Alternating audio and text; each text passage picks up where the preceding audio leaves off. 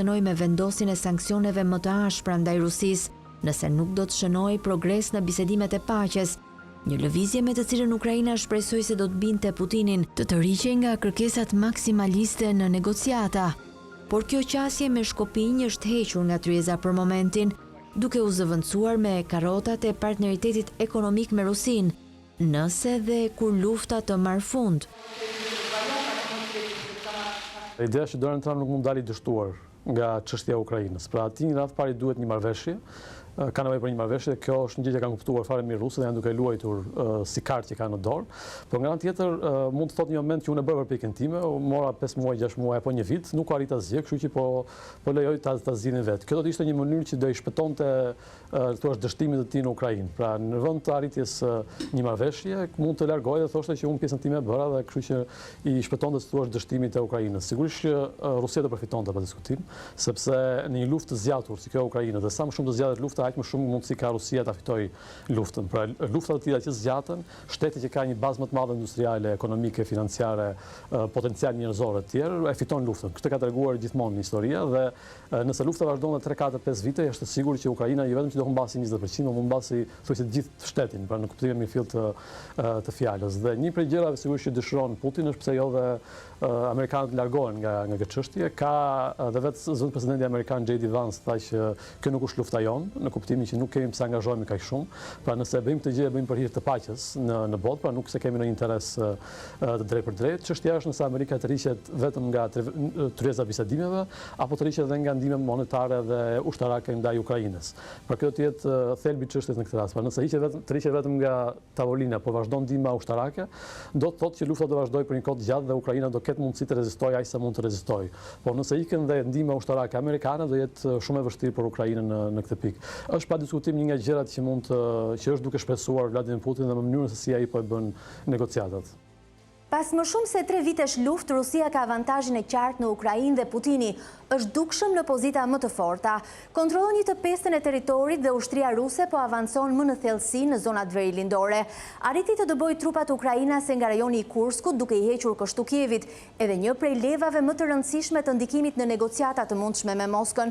Por çfarë është më e rëndësishmja në ndryshim nga fillimet e luftës? Tani ka përballë një perëndim shumë të përçarë, Shtetet e Bashkuara, dikur aleati dhe mbështetësi më i fortë i Ukrainës, kërcënojnë të tërhiqen për t'ia lënë Europës këtë situatë, siç thot Trumpi.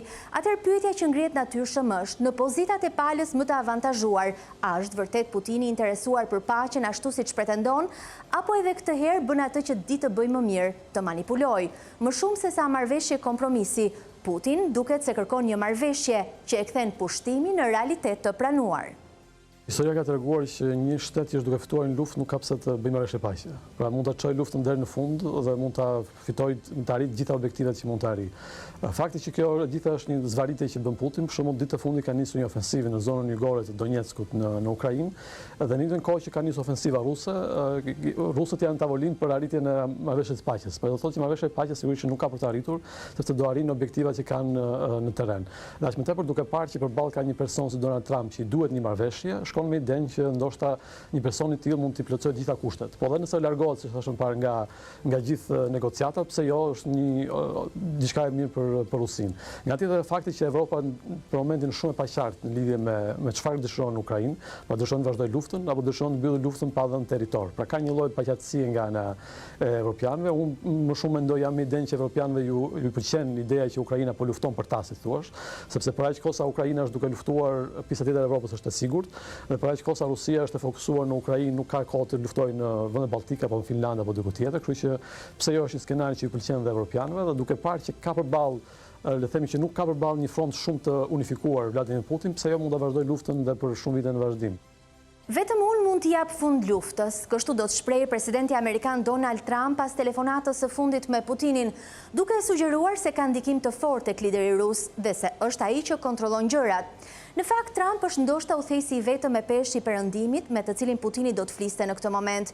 Sinjalet përkimi mes tyre kanë qenë të dukshme që në mandatin e parë, kur shkëmbenin komplimenta, buzëqeshje të ngrohta dhe superlativa.